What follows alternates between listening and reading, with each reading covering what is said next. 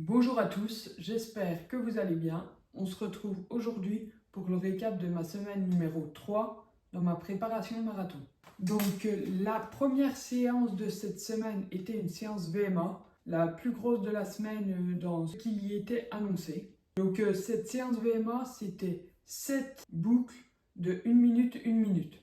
Donc 1 minute à VMA, 1 minute de repos. Cette séance s'est très bien passée, un peu dur, mais le niveau de difficulté attendu. À la fin, un peu les jambes lourdes, mais sinon ça allait. Cependant, à la fin de la journée, bien évidemment, on ressentait le fatigue de la séance. Et c'est là que vient le sujet principal de cette vidéo. Car dans la nuit de mardi à mercredi, après ma séance VMA, j'ai très mal dormi. Première chose due à cela, la pleine lune. J'y suis plus ou moins sensible, mais là, je pense que ça a joué. Et en plus de cela, il pouvait y avoir d'autres facteurs qui ont joué. Nous allons parler du sommeil. Le sommeil est très important et souvent négligé, alors que son impact sur la santé n'est non négociable. Le sommeil, comme vous pouvez le voir sur le graphique juste ici, se décompose en 3 types. Il y a le sommeil profond, le plus important. Dans celui-ci, le corps récupère, les cellules se régénèrent. En deuxième, il y a le sommeil paradoxal. C'est celui où le cerveau travaille le plus, notamment lors des rêves. Et en dernier lieu, il y a le sommeil léger, celui dans lequel nous sommes réveillés facilement.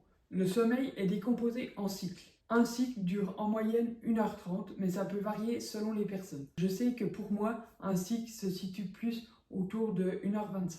Un cycle est composé de 3 phases. Une première phase de sommeil lent, ensuite une phase de sommeil profond, ensuite une nouvelle phase de sommeil lent, puis une phase de sommeil paradoxal.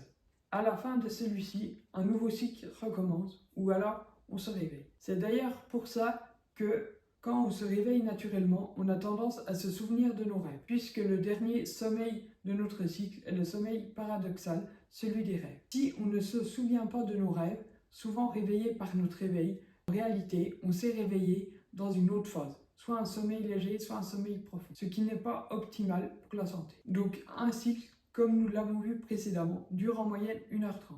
L'idéal dans une nuit, c'est d'avoir entre 5 et 6 cycles. Donc 5 cycles, ça donne 7h30 de sommeil, et 6 cycles, ça donne 9h de sommeil. Comme je l'ai dit, le 1h30 de chaque cycle est théorique. Je sais que pour moi, ils sont légèrement inférieurs, donc mes durées de sommeil optimales sont soit de 7h20 environ, ou alors de 8h45. Maintenant, comment reconnaît-on un sommeil de qualité? Au niveau de la durée, comme nous l'avons vu précédemment, mais aussi au niveau de la durée de chaque type de sommeil. L'idéal, c'est d'avoir environ 2 heures de sommeil paradoxal et 2 heures de sommeil profond pour une bonne nuit récupératrice. Ensuite, il y a d'autres facteurs à analyser. Premier facteur, la VFC, qui est la variabilité de la fréquence cardiaque.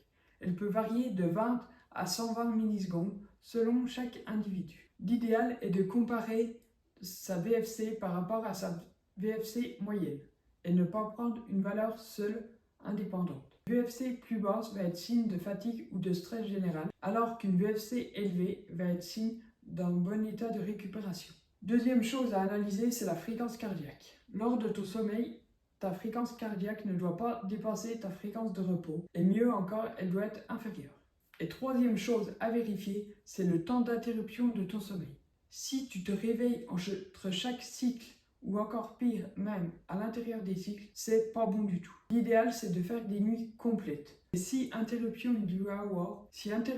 il doit y avoir au maximum une, celle-ci doit se faire entre 2 cycles, souvent entre le 3e cycle et le 4e cycle. Maintenant que nous avons vu comment est défini le sommeil et comment déterminer si nous avons passé une nuit de qualité ou de mauvaise qualité, voici les choses à mettre en place pour optimiser son sommeil et être sûr de dormir comme un bébé. Première chose, manger 2 heures avant d'aller au lit.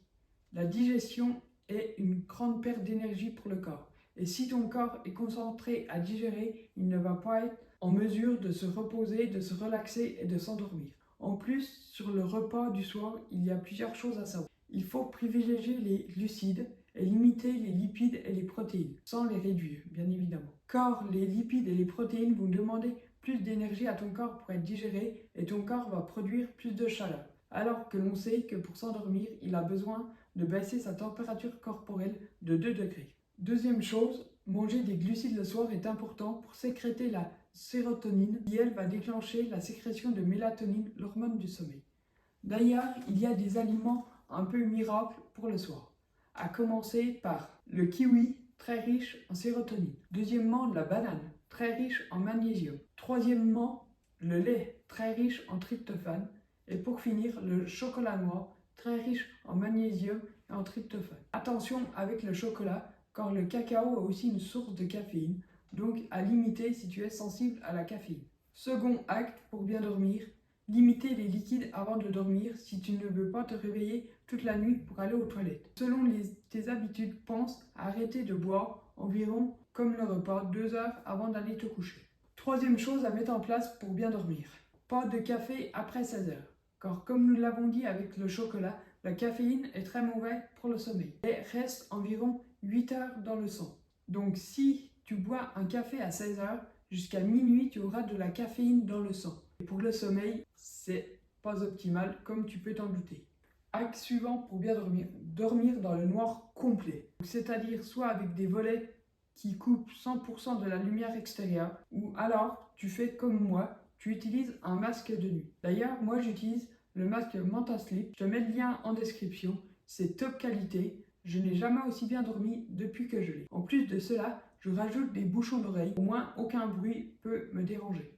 Nouvelle chose à mettre en place également pour optimiser ton sommeil, te coucher dans une chambre froide, c'est-à-dire entre 16 et 18 degrés, ce qui est parfait pour permettre à ton corps de perdre ces 2 fameux degrés afin de s'endormir dans les meilleures conditions. Dernier acte qui va être propre à chacun, c'est de limiter les écrans.